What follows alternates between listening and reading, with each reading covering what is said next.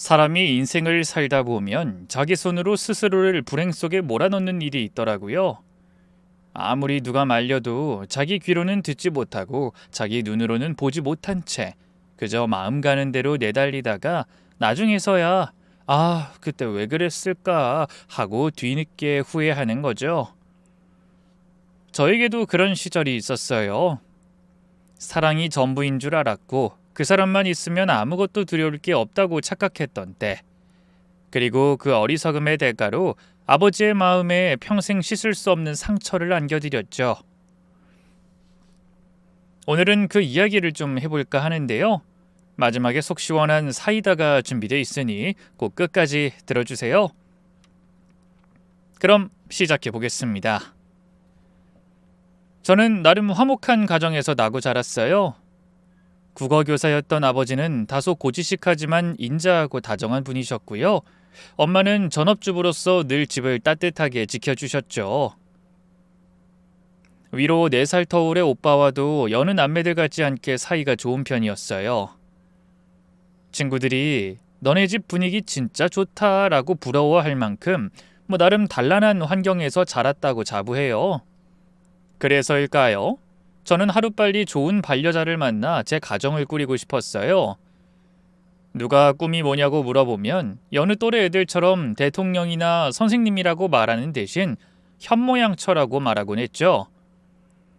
그래서 대학교에 들어가자마자 부지런히 소개팅을 하고 여러 대외 활동을 하며 제 운명의 짝을 찾으려고 노력했는데요. 생각만큼 쉽진 않았어요.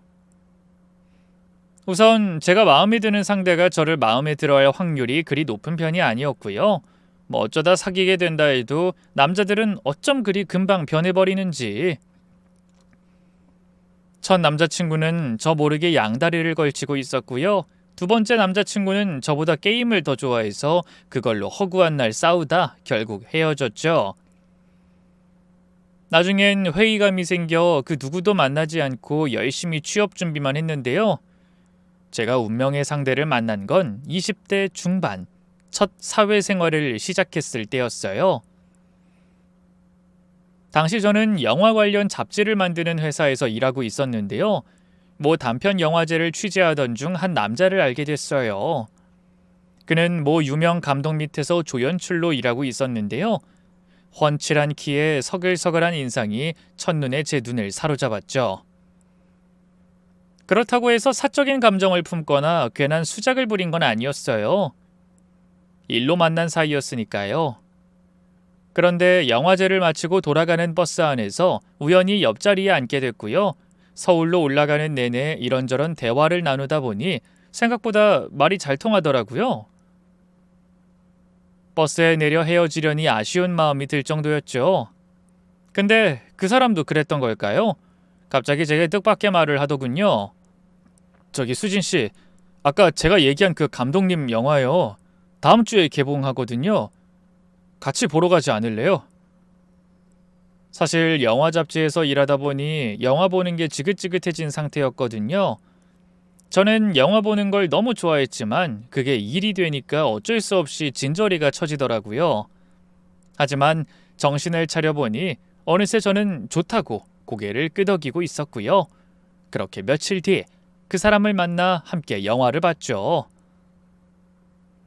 영화가 끝난 뒤 함께 저녁도 먹었는데요. 밥을 먹는 내내 그 사람은 영화 얘기만 했어요. 저희 부모님이 비디오 가게를 하셔서 제가 7살 때부터 영화를 보고 살았거든요. 비록 지금은 감독 따까리나 하는 신세지만 언젠가 꼭 내 이름을 건 영화를 극장에 걸 거예요. 그땐 꼭 수진 씨를 제일 먼저 초대할게요. 아실지 모르겠지만 어떤 꿈을 쫓는 사람들의 두 눈은 참 예뻐요. 순수한 열망으로 불타고 있거든요. 그 사람의 눈을 가만히 보고 있자니 저까지 심장이 뛰더군요. 그때 깨달았어요. 제가 이 사람한테 반했다는 걸 말이죠. 하지만 굳이 서두르진 않았어요. 그 사람 역시 제게 호감이 있는 게 보였거든요. 아니나 다를까 며칠 뒤 그 사람은 또 영화를 보자며 연락을 해왔고요. 몇 번 더 비슷한 만남을 가진 뒤 약 한 달 만에 사귀자는 고백을 해왔어요. 기다리고 있던 일이기에 전 바로 수락했죠. 남자친구는 제게 참 잘했어요. 영화 촬영 때문에 밤을 새우고 몸이 천근만근인 날에도 꼭 저를 보러 왔고요. 제가 몸살이 나서 끙끙 앓을 땐 약을 사들고 한달음에 달려왔죠. 또 사실 영화판이 정말 유명한 일부 스타 감독 말고는 대부분 다 돈을 못 벌거든요. 근데 제 생일에 남자친구가 갑자기 명품 가방을 선물한 거예요. 돈이 어디서 났냐고 물으니 웬걸 저 모르게 공사판 노가다를 뛰었다고 하더군요. 그 말에 눈물이 울컥 나더라고요. 바보같이 그러다 다치면 어쩌려고 그랬어. 내가 언제 이런 비싼 가방 사달라고 했어? 그냥 내가 사주고 싶어서 그런 거야. 이거 봐, 수진이 너한테 엄청 잘 어울리잖아. 나중에 영화 감독으로 성공하면 더 비싼 가방 사줄게. 됐어. 난 오빠만 있으면 된단 말이야. 누가 아니래. 나도 너만 있으면 돼. 내가 영화보다 더 사랑하는 게 바로 너야, 수진아. 그때까지만 해도 저는 그 사람과 평생을 함께하고 싶다는 생각뿐이었어요. 돈은 없어도 나만 보는 사람, 가난하지만 꿈이 있는 사람이라며 주변 친구들한테 자랑도 하고요. 부모님께도 한번 제대로 인사시켜드리고 싶다는 마음이 커져갔죠. 그래서 교제를 시작한 지 1년쯤 됐을 무렵 아빠 생신을 핑계로 남자친구를 집으로 초대했어요. 부모님도 제가 사회생활하면서 만난 첫 남자친구라 그런지 몹시 궁금해하셨죠. 대망의 아빠 생신날, 남자친구를 기다리며 솔직히 조금은 설렜어요. 비록 가진 건 없지만 성실하고 따뜻한 사람이라는 걸 아는 만큼 부모님도 남자친구를 좋아하게 될 거라 믿어 의심치 않았죠. 약속 시간보다 조금 빠르게 남자친구가 도착했어요. 남자친구는 현관 앞으로 들어서자마자 저희 부모님을 향해 꾸벅 고개를 숙였죠. 안녕하세요, 어머님, 아버님. 처음 인사드립니다. 서재훈이라고 합니다. 잘 부탁드립니다. 남자친구는 평소보다 훨씬 정중하고 깍듯한 태도로 인사했고 저는 속으로 좋아, 잘하고 있어 생각했어요. 그런데 고개를 든 남자친구의 얼굴을 찬찬히 살펴보던 아빠가 너무나 충격적인 말씀을 하셨죠. 너 혹시 땡땡고등학교 나온 서재훈이냐? 네? 그걸 어떻게... 나 고2 때 네 담임이다. 기억 안 나? 그 순간 남자친구의 두 눈이 휘둥그레졌고요. 이내 아빠를 알아본 듯 입을 떡 벌리더군요. 아니 선생님이 그럼 수진이 아버님... 네가 우리 수진이랑 만난다던 남자였어? 알고 보니 남자친구는 아빠의 과거 제자였어요. 세상이 좁아도 어쩜 이렇게 좁을 수 있나 놀라웠는데요. 그때까지만 해도 저는 별 생각 없었어요. 오히려 기뻤죠. 와, 아빠랑 재훈 오빠랑 둘이 사제지간이었단 말이야? 오빠랑 난 정말 운명이었나 봐. 그러게, 어쩜 이렇게 인연이 이어지니? 하지만 엄마와 제 말에도 아빠는 아무 대답이 없으셨어요. 남자친구 역시 안절부절하면서 저희 아빠의 눈치만 살피고 있었죠. 잠시 후 아빠가 그런 남자친구를 보면서 말했어요. 긴 말 않겠다. 난 너 우리 수진이 남자친구로 인정할 수 없으니 이만 돌아가.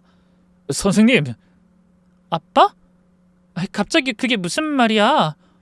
아빠의 갑작스러운 축객령에 저는 당황할 수밖에 없었어요. 그래서 앞으로 나서서 다시 입을 열었죠. 남자친구로 인정할 수 없다니. 나 이미 오빠랑 사귄 지 1년 됐어. 결혼까지 생각하고 있다고. 그러자 아빠가 얼굴을 왈칵 구기며 언성을 높였어요. 결혼이라니 말도 안 되는 소리 마라. 이 자식이 어떤 놈이었는지 알아? 학교 다닐 때 술, 담배는 기본에 오토바이나 몰고 다니고 다른 애들도 패고 다녔던 문제아이야. 뭐? 그게 진짜야?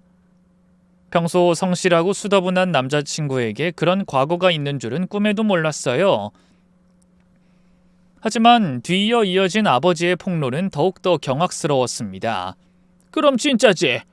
아빠가 너한테 거짓말을 왜 하겠냐? 게다가 같은 반 여학생 임신시켰던 일도 있었어. 결국 그 학생은 학교 그만두고 애 지웠고. 그 말에 전 머리가 멍해졌어요. 옆에 서 있던 남자친구는 얼굴이 새하얘졌고 입술만 덜덜 떨고 있었죠. 저는 제발 남자친구가 말도 안 되는 소리라고 부정해주길 바랬는데요.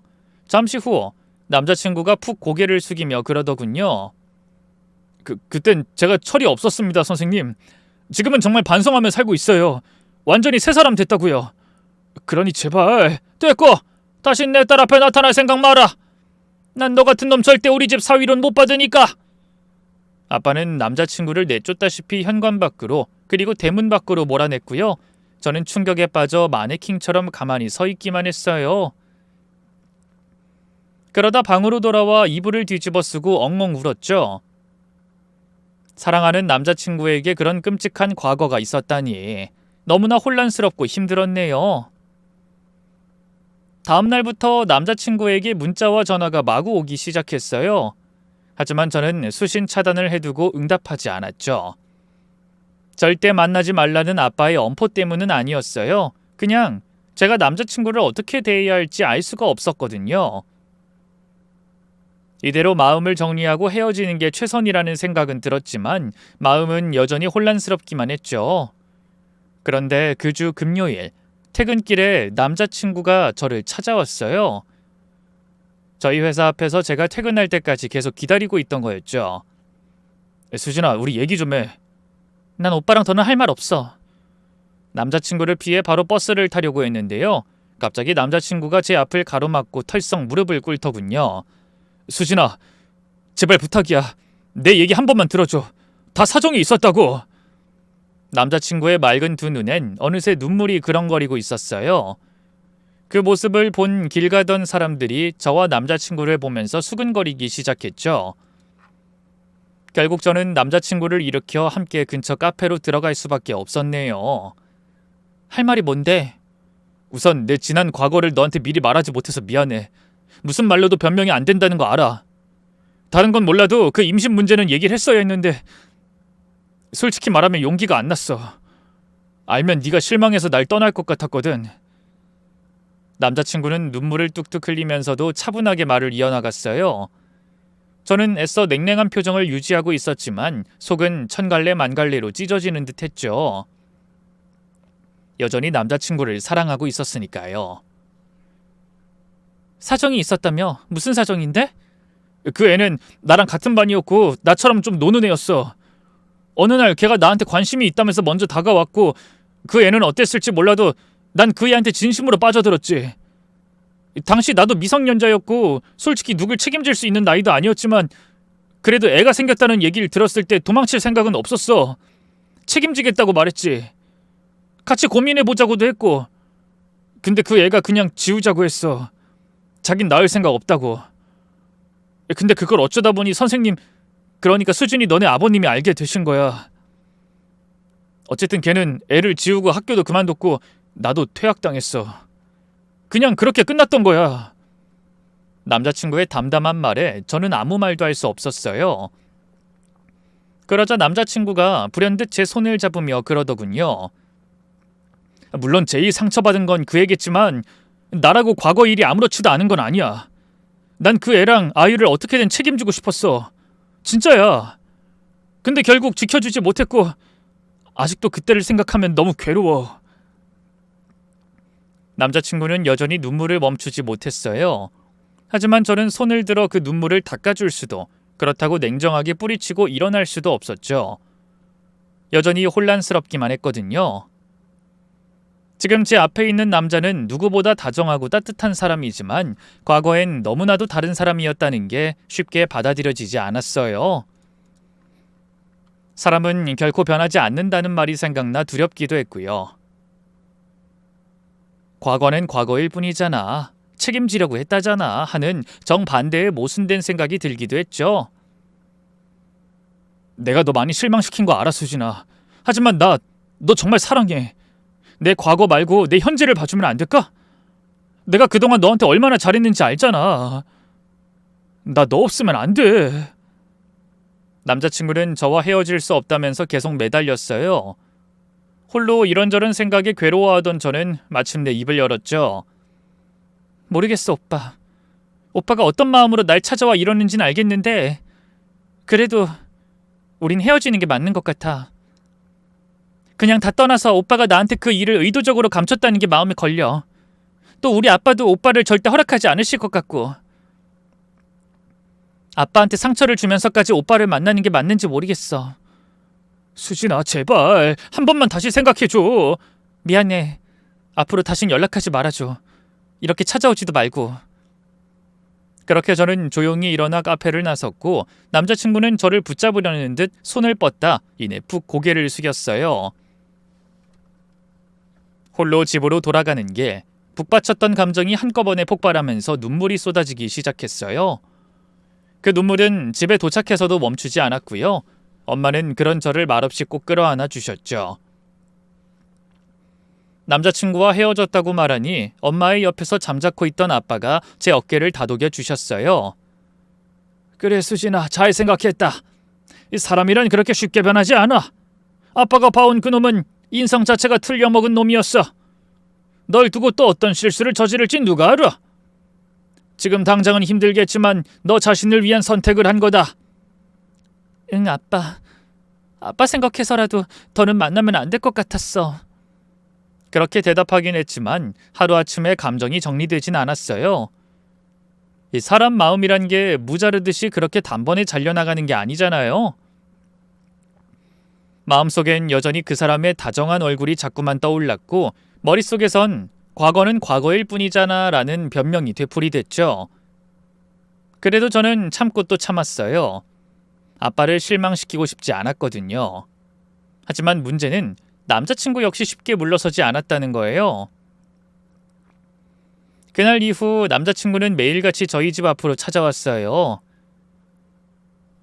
수진아, 선생님한테 상처 주면서까지 날 만날 수 없다고 했지? 내가 어떻게든 선생님한테 허락 받아낼게. 그러니까 조금만 기다려줘. 인터폰 너머로 외친 남자친구의 말에 기가 막혔어요. 아빠의 대쪽 같은 성정을 이미 아는 탓이었죠. 그날 이후 남자친구는 틈날 때마다 저희 집 대문 앞에서 아빠를 찾았어요. 아빠가 나가지 않자 급기야 무릎을 꿇고 앉아 나올 때까지 기다렸죠. 겨울바람이 뺨을 베는 날에도 하루 종일 비가 주룩주룩 쏟아지는 날에도 남자친구는 그 자리를 지켰어요. 아빠가 밖에 나가 그만 좀 하고 돌아가! 라고 호통을 쳐도 남자친구는 그저 묵묵히 고개를 숙이고 빌었죠. 선생님, 아니 아버님, 제발 저랑 수진이 사이 허락해 주세요. 사람은 누구나 실수할 수 있는 거잖아요. 그때 전 너무 어렸고 책임지고 싶었지만 상황이 그렇게 되지 않았어요. 근데 지금은 달라요. 수진이를 책임질 정도의 능력도 책임감도 있습니다. 제발 부탁드립니다.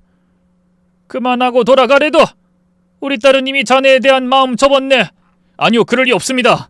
수진이가 절 얼마나 좋아했는데요. 헤어지자 하던 그날도 아버님 때문이라고 했지 자기 마음이 변했다고는 안 했습니다. 그 모습이 눈에 밟히지 않았다면 거짓말이겠죠. 저녁마다 커튼 틈으로 남자친구의 그림자를 몰래 보며 마음이 무너져 내리는 걸 느꼈어요. 하지만 아빠의 강경한 태도 앞에서 저는 끝끝내 마음을 열 수 없었는데요. 그렇게 한 달쯤 지났을까요? 정말 믿기 힘든 일이 벌어졌어요. 평소처럼 퇴근 후 동네 슈퍼에 들렸다가 집으로 돌아가는 길이었는데요. 으슥한 골목길에서 누군가 제 뒤를 바짝 따라붙더니 갑자기 손으로 입을 틀어막으며 목덜미를 낚아챘어요. 가만히 있어. 소리 지르면 죽는다. 낯선 남자의 거친 숨소리, 그리고 등에 느껴지는 싸늘한 쇠붙이 감촉에 저는 몸이 얼어붙었어요. 가진 돈 다 내놔. 그리고 같이 재미 좀 보자고. 괴한은 그대로 저를 끌고 으슥한 골목으로 들어가려 했어요. 이대로 끌려가면 끝이란 생각에 저는 미친 듯이 몸부림쳤는데요. 그러자 괴한이 제 복부에 주먹을 꽂아 넣었어요. 어마어마한 고통에 저는 악소리를 내면서 무너졌고요. 그런 제 머리채를 잡아 끌고 괴한이 다시 골목 안으로 들어가려 했죠. 공포심에 질린 저는 비명조차 지르지 못했는데요. 바로 그때였어요. 누군가가 제 이름을 부르며 달려왔죠. 수진아! 너 이 자식 수진이한테 무슨 짓 하는 거야? 그 낯익은 목소린 다름 아닌 남자친구였어요. 남자친구는 절 잡고 있던 괴한을 있는 힘껏 밀쳐냈고 둘은 그 자리에서 격하게 몸싸움을 벌였어요. 괴한 쪽이 훨씬 덩치가 커서 혹시라도 남자친구가 당할까봐 겁이 났는데요. 평소 영화판에서 힘쓰는 일로 단련된 탓일까요? 남자친구는 괴한의 가랑이 사이를 발로 찬 다음 바로 얼굴에 주먹을 꽂아 넣었고요. 괴한은 그대로 바닥에 고꾸라졌어요. 오빠는 그제야 숨을 헐떡이며 저를 끌어안았죠. 괜찮아? 수진아 괜찮아? 어디 다친 데 없어? 오빠. 저는 놀란 가슴을 쓸어내리며 눈물을 쏟았고 남자친구 품에 안겨 엉엉 울 수밖에 없었어요. 그런데 바로 그때 스물스물 일어난 괴한이 품에서 무언가를 꺼냈어요. 아까 절 위협할 때 썼던 칼이었죠. 오빠 뒤에! 저는 재빨리 남자친구를 불렀는데요. 남자친구가 뒤돌아봤을 땐 이미 괴한은 칼을 휘두른 상태였어요. 남자친구는 복부를 감싸며 그대로 쓰러져 버렸고요. 그 사이로 선명하게 붉은 피가 새어나왔죠. 그러기 어디 내 앞에서 건방을 따라. 앞으로 여자 앞에서 폼 잡으려면 목숨 걸고 폼 잡아라. 알겠어? 괴한은 씩씩대며 그 한마디를 남기고 그대로 도망쳐버렸어요. 저는 그런 괴한의 뒤를 쫓아갈 생각도 못하고 재빨리 쓰러진 남자친구를 부축했죠. 오빠 괜찮아? 많이 다친 거야? 아니야, 그냥 좀 스쳤어. 괜찮아. 어떡해, 빨리 병원 가자. 내가 119 부를게. 저놈부터 잡아야 하는데 또 너한테 해코지하면 어떡해. 지금 그게 중요해? 오빠 치료가 먼저야. 구급차 안에서도 응급실에서도 남자친구는 계속해서 저를 안심시키려 했어요. 피를 흘리면서도 웃어 보이려 하더군요. 다행히 상처가 그리 크진 않았고 큰 수술 없이 몇 번을 꿰매기만 했죠. 치료가 끝나갈 무렵 부모님이 병원에 도착하셨어요. 제가 구급차 안에서 미리 전화해 사정을 설명했더니 놀라선 직접 오신 거였죠. 복도 끝에서 헐레벌떡 달려오는 아빠를 보자마자 저는 더는 참지 못하고 눈물을 터뜨렸어요. 아빠? 오빠가 나 구하려다가 칼 맞았어. 내가 얼마나 놀랬는데. 많이 다친 거야? 아니, 그냥 몇 번을 꿰매기만 했어. 넌 다친 데 없고? 난 멀쩡해. 오빠가 지켜줬다니까. 제 말에 아빠는 침대에 어색한 표정으로 앉아있던 남자친구 쪽으로 고개를 돌렸어요. 그리고는 머뭇거리다 다가가 고개를 숙이셨죠. 고맙네. 우리 수진이 구해줘서. 아닙니다, 선생님. 제가 그래도 아직은 수진이 남자친구인데 당연히 구했어야죠. 저 수진이 없으면 못 산다는 말씀 드렸잖아요. 수진인 무슨 일이 있어도 제가 지킬 겁니다. 그 말에 아빠는 아무 말도 하지 않으셨어요. 복잡한 표정으로 입을 꾹 다문 채 복도로 나와 있다 담배 좀 피우고 오겠다면서 밖으로 나가셨죠. 얼른 그런 아빠를 따라 나갔어요. 아빠가 어느 정도 담배를 태웠을 무렵 저는 조용히 입을 열었죠. 아빠, 나 그 사람 없인 못 살 것 같아. 지금껏 오빠가 한 잘못들 변명의 여지가 없는 것도 알아. 하지만 오빤 진심이야. 지난 한 달 내내 매일 집 앞에 서 있던 거 아빠도 봤잖아. 오늘 내가 괴한한테 당할 뻔했을 때도 목숨을 걸고 날 지켜줬어. 아빠는 잠시 담배를 길게 빨아들이고는 담담한 목소리로 말씀하셨어요. 그래, 네 마음 가는 대로 해라. 아빠도 더는 아무 말 안 하마. 정말? 그럼 나 오빠랑 다시 시작해도 돼? 제가 떨리는 눈으로 아빠를 바라보자 아빠는 한숨을 푹 쉬고 고개를 끄덕이셨어요. 그래, 내 딸 구해준 은혜는 갚아야지. 대신 저놈 때문에 네가 또 울게 되면 그땐 무슨 일이 있어도 헤어져야 돼. 알았어? 응, 고마워 아빠. 정말 고마워. 그렇게 아빠는 마침내 저희 둘을 허락해 주셨어요. 병실에 다시 들어가 남자친구 손을 꼭 잡고 그 사실을 전하자 남자친구는 눈가를 붉히며 입술을 덜덜 떨었어요. 진짜 정말이야, 수진아? 선생님이 허락하셨다고? 응, 오빠. 이제 우리 다시 시작할 수 있어. 남자친구는 침대에서 몸을 일으키려다 통증에 찡그리며 말했죠. 나 지금 꿈꾸는 것 같아. 근데 아프긴 한 거 보니까 이거 꿈 아니지? 바보. 당연히 꿈 아니지. 앞으로는 절대 그런 무모한 짓 하면 안 돼. 알겠어? 근데 우리 일단 조금만 안고 있을래? 그동안 수진이 네 품이 너무 그리웠거든. 저희는 서로를 꼭 끌어안고 말없이 오래도록 울었네요. 그날 이후로 저희는 다시 조심스레 연애를 이어갔어요. 아빠는 여전히 남자친구에게 무뚝뚝했지만 때때로 안부 정도는 물어보셨고요. 엄마는 사위 사랑은 장모라면서 남자친구에게 참 잘해주셨죠. 그렇게 조심스럽고도 꾸준히 신뢰를 쌓아간 끝에 저희는 1년 뒤 결혼식을 올렸습니다. 사실 저도 남편도 모아둔 돈이 그렇게 많지는 않아서요. 저희 부모님이 이런저런 도움을 많이 주셨어요. 신혼살림 시작할 아파트도 한 채 얻어주셨죠. 남편은 여전히 영화판을 떠나지 못한 채 이 감독 저 감독 밑에서 촬영 스태프로 일했어요. 일은 불규칙하고 수입도 일정하지 않아 생활은 빠듯했지만 그래도 함께라는 것만으로도 행복했어요. 하지만 세월이 흐르고 주변 친구들이 하나둘 안정적인 삶을 꾸려가는 걸 보며 저도 조금씩 조급해지기 시작했어요. 그리고 그 조급함은 제가 임신을 하게 되면서부터 절정에 달했죠. 두 줄이 선명하게 그어진 테스트기를 들고 병원에서 확인까지 받고 돌아오는 게 머릿속이 복잡하더라고요. 기쁜 것도 잠시. 앞으로 우리 아이는 어떻게 키우지? 애 낳고 키우고 하면 몇 년은 나도 일을 못할 텐데 남편 수입이 이렇게 불안정한데 괜찮을까 하고 온갖 근심이 커졌죠. 아니야, 그래도 책임감 있고 성실한 사람이잖아. 괜찮을 거야. 그렇게 스스로를 달래며 집으로 돌아왔고요. 그날 밤 촬영장에서 돌아온 남편에게 임신 소식을 전했어요. 남편은 잠시 말이 없더니 이내 눈시울을 붉히며 제 배를 조심스레 만졌죠. 진짜야? 우리 부모 되는 거야? 진짜야. 이제 3주 됐대. 나 진짜 잘할게, 수진아. 내가 너랑 아이한테 부끄럽지 않은 아빠가 될게. 구체적으로 어떻게 잘할 거냐, 나 일 그만둬도 괜찮은 거냐 하는 현실적인 질문들을 던지고 싶었지만 기뻐하는 남편의 얼굴을 보니 차마 말이 나오지 않았어요. 괜스레 찬물을 끼얹는 것 같아서 말이죠. 어쨌든 저희 부부는 어느 정도 안정기에 들어서자 양가 부모님께도 이 사실을 알렸어요. 다들 기뻐하셨는데 아빠는 그러면서도 걱정이 앞서는 눈치였어요.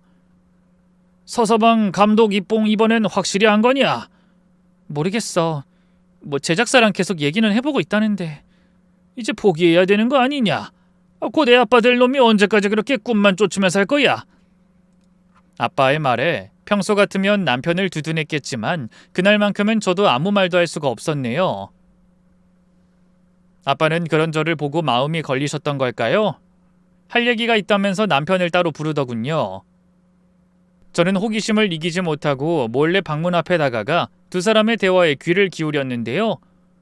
아빠가 남편에게 그러더군요. 자네, 영화 일은 계속할 생각인가? 글쎄요, 잘 모르겠습니다. 맘 같아선 계속하고 싶은데 수진이도 곧 출산이고 이런저런 생각이 많네요. 서서방, 아니 재훈아, 꿈꾸는 건 나쁘지 않다. 근데 남자가 자식 낳고도 그렇게 살 순 없어. 너 지금 애 아빠 되는 거야. 누군가를 온전히 책임져야 할 위치가 된 거라고. 이젠 그만 먹고 사는 데 집중해야 할 때야. 장인어른 말씀이 맞긴 한데 내가 볼 땐 지금까지 했는데도 안 됐으면 안 되는 거야. 그동안 네가 만들었다는 단편 영화도 몇 번 봤지만 솔직히 특별함이 느껴지진 않았어. 그랬으면 진작에 어디 영화제 나가서 상도 좀 받고 했겠지.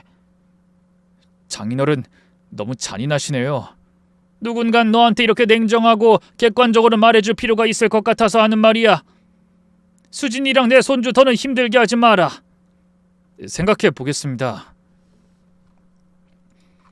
이후 며칠간 남편은 말없이 작은 방 안에 틀어박혀 있었어요. 솔직히 아빠가 좀 너무했다 싶기도 했는데요. 한편으로는 저를 위해 그렇게 나서준 거니까 고맙기도 했어요. 그렇게 한 일주일쯤 지났을까요? 남편이 드디어 방에서 나왔는데 양복을 차려입고 있더군요. 늘 현장에서 활동하기 편하게 캐주얼한 복장만 입던 남편이었기에 깜짝 놀랐어요. 뭐야 여보? 당신 어디 가? 면접 보러. 면접? 갑자기 무슨 면접? 수진아, 나 이제 진짜 철들려고 해. 꿈은 좀 미뤄두더라도 너랑 우리 아이는 꼭 지켜야 하니까. 남편의 믿음직스러운 말에 절로 가슴이 찡해졌어요. 저는 눈물을 삼키며 입을 열었죠. 그렇게 말해줘서 고마워 여보. 고맙긴. 그동안 나 기다려줘서 내가 더 고맙지. 그날 이후 남편은 취업 활동에 매진했어요. 하지만 고등학교 중퇴에 영화 쪽 경력이 전부였던지라 좀처럼 좋은 소식은 들려오지 않았죠. 남편도 크게 낙담해 부쩍 술을 마시는 날들이 늘어갔는데요. 그래도 계속 두드리면 열린다잖아요. 어느 날 업계에서 나름 이름난 중견 식품기업에서 연락이 왔어요. 남편이 지원하긴 했지만 워낙 좋은 직장이라 별 기대 안 했는데 뜻밖에도 서류에 합격했으니 면접을 보러 오라 하더군요.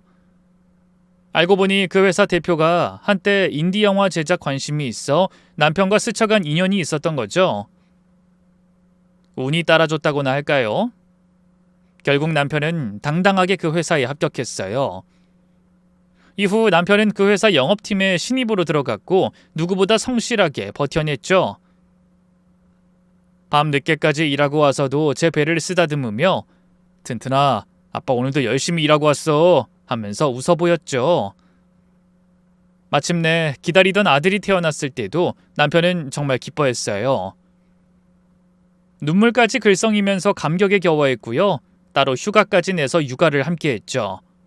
하지만 행복은 오래가지 않았어요. 언젠가부터 남편은 점점 지쳐가기 시작했어요. 아침 일찍 나가 밤 늦게 들어오는 틀에 박힌 직장 생활을 못 견뎌했죠. 제게 크게 내색하진 않았지만 부쩍 어두워지는 표정과 일요일 밤마다 푹푹 한숨을 내쉬는 걸 보면 알 수밖에 없었네요.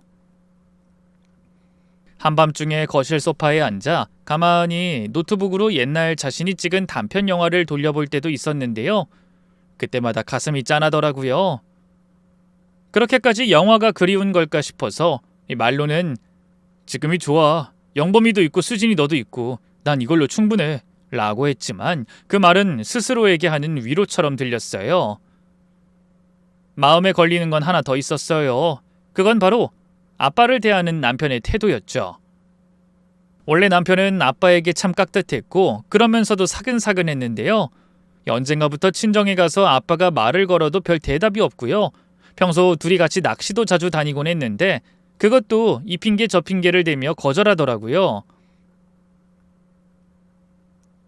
뭔가 있다고 느낀 결정적인 사건은 아빠의 생신날이었어요. 남편이 직접 케이크를 사오겠다고 해서 그러라고 했는데요. 웬걸 아빠가 견과류 알레르기가 있는데 호두 케이크를 사온 거예요. 그 하고 많은 케이크 중에 하필이면 그걸 사오니 기가 막혔죠. 우리 아빠 호두 못 먹는 거 알면서 왜 이걸 사왔어? 아, 깜빡했네. 이거 유명한 거라서 그냥 사온 건데. 깜빡할 게 따로 있지. 어디 밖에 나가 외식할 때도 꼭 확인하는 거 알면서 그걸 어떻게 까먹어? 일이 바쁘면 그럴 수도 있지. 저희들의 분위기가 험악해지자 아빠가 급하게 중재에 나섰어요. 됐다. 난 어차피 케이크 그렇게 좋아하지도 않는데 수진이 너랑 서서방이 챙겨가면 되지. 결국 아빠 생일인데 아빠만 케이크를 못 먹는 우스운 상황이 연출됐고요. 그날 집에 돌아오는 길 남편에게 물어봤어요. 당신 솔직히 말해봐. 우리 아빠하고 무슨 일 있었어? 일은 무슨 일, 그런 거 아니야. 아니긴. 요즘 아빠 자꾸 피하잖아. 오늘 케이크 사온 것도 그렇고 용돈도 원래 드리던 것보다 훨씬 적게 드리고. 대체 왜 그래? 그러자 잠시 침묵하던 남편이 너무나 충격적인 얘기를 꺼냈어요. 솔직히 말해서 나 장인어른한테 섭섭한 거 많아. 나 고등학교 때 퇴학당했을 때도 내 얘긴 듣지도 않고 그 여자애만 감싸고 돌았고 우리 결혼할 때도 반대만 하셨고 그건 다 이유가 있었잖아. 아빠는 선생님으로서 또 딸 가진 아빠로서 그럴 수밖에 없었어. 그래 이해하지. 근데 내 꿈까지 짓밟는 거는? 뭐? 짓밟다니? 장인어른이 영화 그만두라고 강요하지만 않으셨어도 나 지금쯤 잘나가는 영화 감독이 되어 있을지도 몰라. 그랬으면 내 인생이 지금 이 모양 이 꼴은 아닐 거라고. 남편의 말에 저는 충격받아 입을 떡 벌렸어요. 설마 그런 생각까지 하고 있을 줄은 꿈에도 몰랐거든요. 그게 왜 우리 아빠 탓이야? 그럼 진짜 임신한 와이프를 굶겨 죽이면서 계속 영화를 할 작정이었어? 왜 굶겨 죽여? 이뽕에서 영화 대박 났으면 그놈의 이뽕 10몇 년을 못했잖아. 그걸 우리 영범이 태어나기 전까지 해낼 수 있을 것 같아? 제 말에 남편은 입을 꾹 다문 채 아무 말도 못했어요. 하지만 여전히 표정엔 불만이 가득했죠. 그런 남편에게 실망을 넘어선 배신감까지 들더군요. 결국 선택한 건 당신이면서 어떻게 우리 아빠를 탓할 생각을 해? 그렇게 계속 우리 아빠 원망할 거면 이혼하자. 이혼하고 회사 그만두고 당신 하고 싶은 대로 다 해. 남편이 그제야 다급하게 제 손을 잡았어요. 아이, 왜 그래? 이혼은 무슨... 그냥 요즘 회사 일이 너무 힘들어서 내가 좀 예민했어. 미안해. 이게 미안하다는 사과로 해결될 일인 줄 알아? 내가 잘못했어. 앞으로는 장인어른한테도 당신한테도 잘할게. 진짜로. 이후로 남편은 한동안 조심하는 듯 보였어요. 아빠 앞에서 억지로라도 웃으며 인사했고 예전처럼 낚시도 몇 번 따라갔죠. 저는 여전히 꺼림칙했지만 어쨌든 이혼이 쉬운 일은 아니니까 한 번은 눈 감고 넘어가려 했어요. 그렇게 다시 평온한 일상이 흘러가던 어느 날이었죠. 지병을 앓고 있던 할아버지가 갑작스럽게 돌아가시면서 온 가족이 급하게 장례를 치렀는데요. 그로부터 한 두어 달 뒤에 아빠가 할 얘기가 있다면서 저와 남편을 따로 부르셨죠. 알고 보니 할아버지가 남겨주신 재산이 꽤 되는데 그걸 저희 오빠한테 주고 싶다고 하더군요. 너희 결혼할 때 내가 집이랑 혼수랑 다 해줬지 않냐? 근데 만수는 대학도 스스로 다녔고 집도 자기가 벌어 장만했잖아. 이 돈은 만수에게 주는 게 공평할 것 같은데 너희들 생각은 어떠냐? 저는 잠자코 고개를 끄덕였어요. 맞는 말이었거든요. 결혼할 때 저희 사는 아파트나 혼수까지 아빠가 다 해주셨으니까요. 응, 어차피 아빠가 할아버지한테 받은 유산이잖아. 아빠가 마음대로 해. 그래. 근데 혹시라도 서운해할까봐. 만수는 결혼 생각 없고 평생 혼자 살 거라니 만수 죽으면 그놈 재산이 또 다 영범이한테 가지 않겠냐? 그러니 서운해 말거라. 서운해 안 해. 걱정 마. 근데 바로 그때였어요. 남편이 갑자기 끼어들더군요. 장인어른, 아무리 그래도 그건 아니죠. 형님이 결혼을 했으면 모를까 여주 혼자 사시는데 그 큰돈이 뭐가 필요합니까? 반면 저희는 애도 있고 이 사람이 일도 안 하고 있어서 저 혼자 생계를 책임지고 있는데 적어도 절반은 나눠주셔야 하는 거 아닌가요? 뜻밖의 말에 놀란 아빠가 침묵하셨고요. 저는 남편의 옆구리를 쿡 찔렀어요. 당신 왜 이래? 우리 결혼할 때 아빠가 해준 거 벌써 다 잊었어? 그건 그때 일이고 지금 상황은 다르잖아. 당신 진짜 욕심 부리지 마. 당신 돈도 아니잖아. 아니 난 가족 아니야? 그리고 욕심이라니. 당연히 영범이 생각하면 이런 말 할 수도 있는 거 아니야? 저희 목소리가 점점 커지자 아빠가 팔을 들어 제지하셨어요. 그리고 남편을 보며 엄하게 말씀하셨죠. 서서방, 나 솔직히 참 실망했네. 유산 문제는 말 그대로 내 결정이야. 그걸 두고 서운하네 만회하는 것 자체가 그릇이 너무 작은 거 아닌가? 그릇이 작다뇨? 장인어른이야말로 너무하신 거 아닌가요? 솔직히 제 월급 빤한 거 뻔히 아시면서 그 쥐꼬리만한 돈 받자고 제가 영화판까지 버리고 개고생하고 있는데 미안하지도 않으세요? 내가 왜 미안해해야 하지? 그야 장인어른 때문에 제가 영화감도 포기한 거니까요. 그러자 아빤 기가 막히다는 듯 헛웃음을 치셨어요. 자넨 정말 나이를 헛먹었구만. 내가 아니었으면 자네가 영화감독이 됐을 것 같아. 말했잖아. 자넨 재능 없어. 그리고 게으르기까지 하지. 장인어른이 뭘 한다고 그러세요? 남편은 벌컥 소리를 지르고는 그대로 방을 나가버렸어요. 아빠는 고개를 절레절레 흔드셨고 저는 남편 대신 아빠에게 죄송하다며 사과했죠. 그날 이후 남편은 완전히 삐뚤어져서요. 매일 집에도 늦게 들어오고 주말에도 혼자 나가 술만 퍼마셨어요. 참 한심하기 짝이 없었죠. 아빠는 아빠대로, 저는 저대로 엇나간 남편의 마음을 바로잡아 보려 했는데요. 하필이면 그쯤 뜻밖의 불행이 찾아왔어요. 바로 아빠의 위암 발병이었죠. 몇 달 전부터 소화가 안 된다는 둥, 속이 더부룩하다는 둥 하시더니만 다행히 조기 발견한 덕분에 생명에 지장은 없고요. 따로 항암 치료 없이 위 절제 수술 후 경과만 지켜보면 될 것 같다더군요. 참 다행이었죠. 그렇게 아빠는 바로 병원에 입원하게 됐고요. 수술을 받고 병원에서 며칠을 더 계신 뒤 퇴원하셨어요. 하필이면 그쯤에 엄마도 허리 디스크 때문에 입원 중이셨던 터라 제가 직접 아빠를 챙기기로 마음먹었어요. 아들은 잠시 시댁에 맡겨두고 직접 아빠를 병원에서 저희 집으로 모셨고요. 잠깐 쉬고 있으라고 한 다음 시장에 가서 미음이며 죽 재료를 한가득 샀죠. 그런데 다시 집에 오니 웬걸 현관에 남편 신발이 있더라고요. 회사에 있어야 할 사람이 이 시간엔 어쩐 일인가 싶더군요. 여보, 당신 벌써 왔어? 회사는? 별 생각 없이 남편을 찾던 저는 작은 방에서 들려오는 소리에 그쪽으로 향했는데요. 잠시 후 눈앞에 펼쳐진 충격적인 광경에 할 말을 잃고 말았어요. 친정아빠는 침대에 허리를 세우고 앉아 있었고요. 남편은 그 앞에 작은 안진뱅이 상을 갖다 놓고 앉아 있었는데요. 상 위엔 갖가지 산의 진미가 가득 차려져 있었어요. 장어구이, 육회, 양념게장, 족발 등등 위절제 수술 직후엔 절대 먹지 말아야 하는 것들로만 가득했죠. 남편은 그 음식들을 하나하나 음미하듯 씹으면서 말했어요. 너무 맛있네 진짜. 장인어른은 이제 이런 거 못 드시죠? 저 먹는 거 보면서 대리만족이나 하세요. 그러면서 낄낄대는데 어찌나 경악스럽던지요. 당신 미쳤어? 지금 우리 아빠 앞에서 뭐 하는 거야? 달려가 남편에게 따져 물으니 남편이 또다시 희죽 웃으며 말했어요. 내가 뭘? 내 나름대로 장인어른 위해서 효도하는 건데. 말하는 남편에게서 독한 알코올 냄새가 진하게 풍겨왔어요. 또 어디서 낮술을 처먹고 말도 안 되는 행패를 부리고 있는 거였죠. 너 진짜 단단히 돌았구나.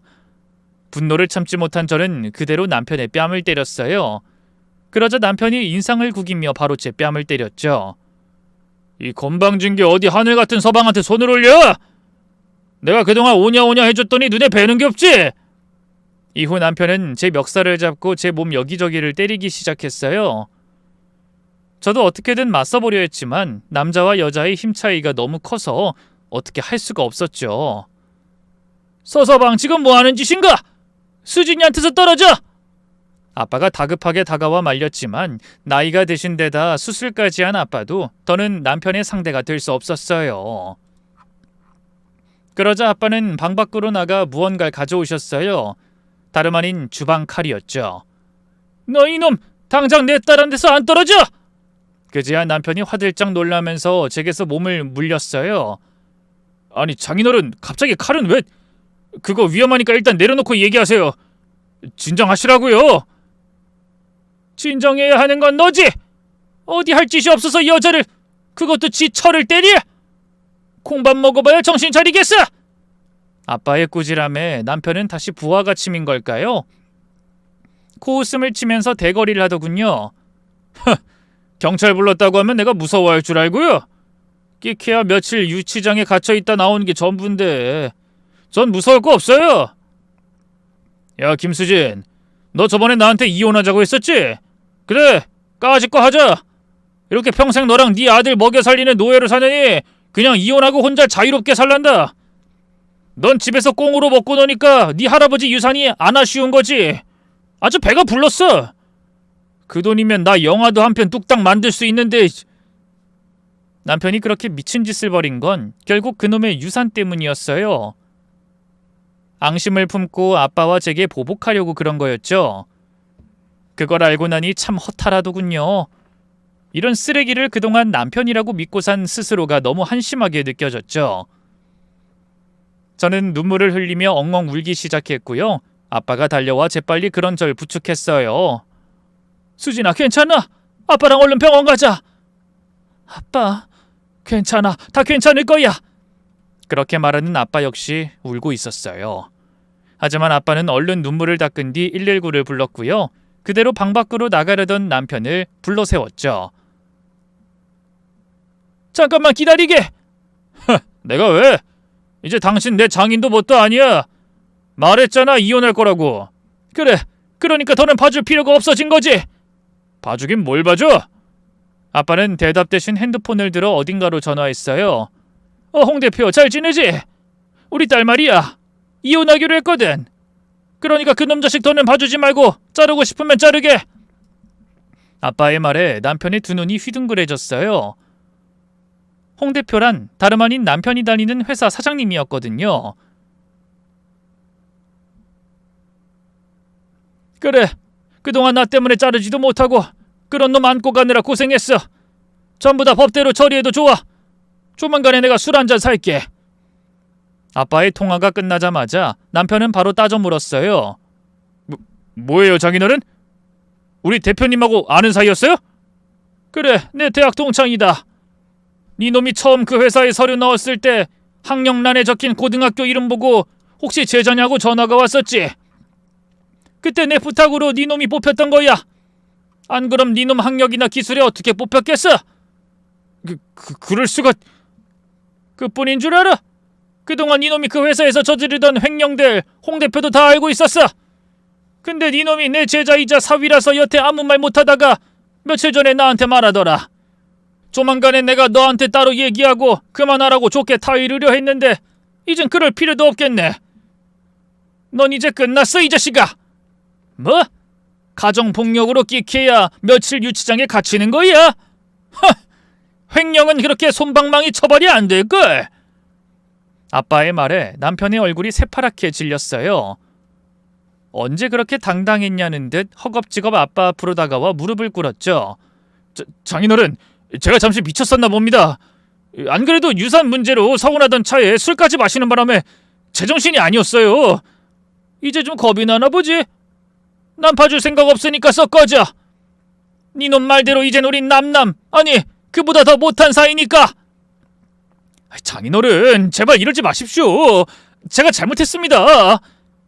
그래도 아빠가 꿈쩍도 않자 남편은 뒤늦게 제게 매달렸어요. 여보, 내가 다 잘못했어. 그놈의 술이 웬수지. 다신 안 그럴게. 한 번만 봐주라. 나 이렇게 회사 잘리고 감옥 가면 우리 영범이랑 당신은 어떻게 해?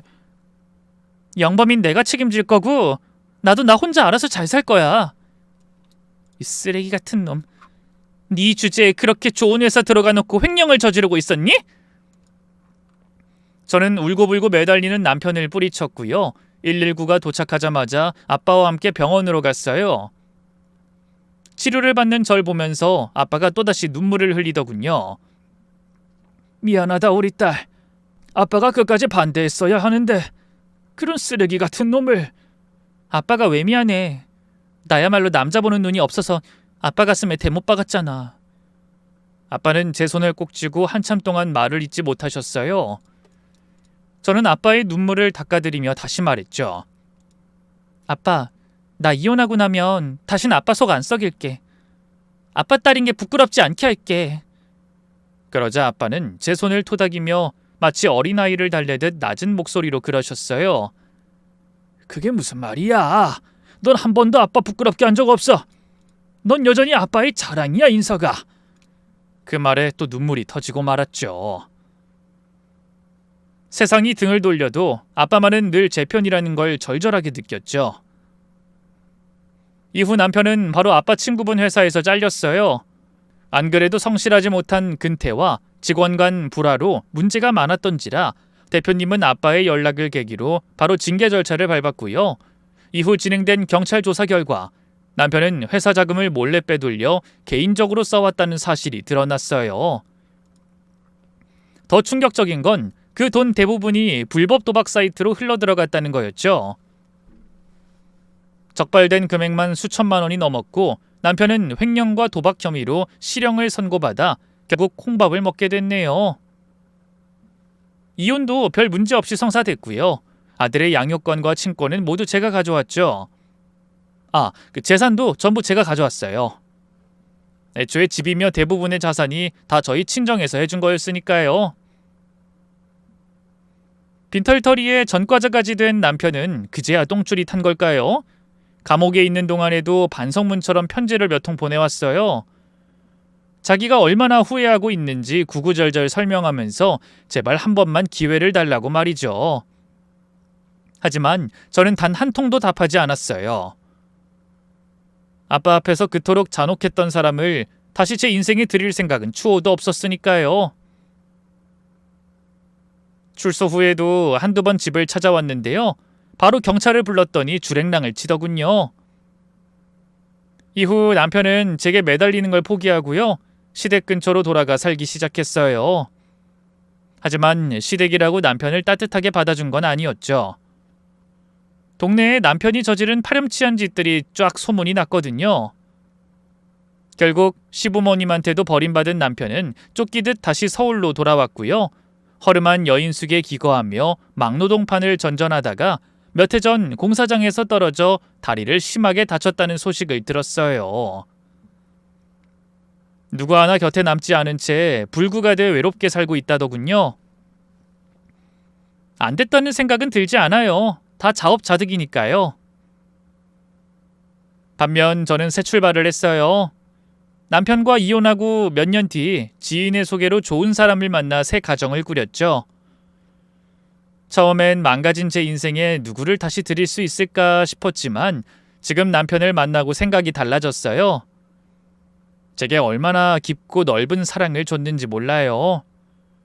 저희 아들 역시 따뜻하게 품어줬고요. 아빠도 지금의 남편을 참 좋아하세요. 지금 저희 가족은 예전보다 훨씬 평화롭고 단단하답니다. 여러분도 기억하세요. 정말 소중한 걸 지키기 위해서는 때로 단호한 결단이 필요하다는 걸요. 감사합니다.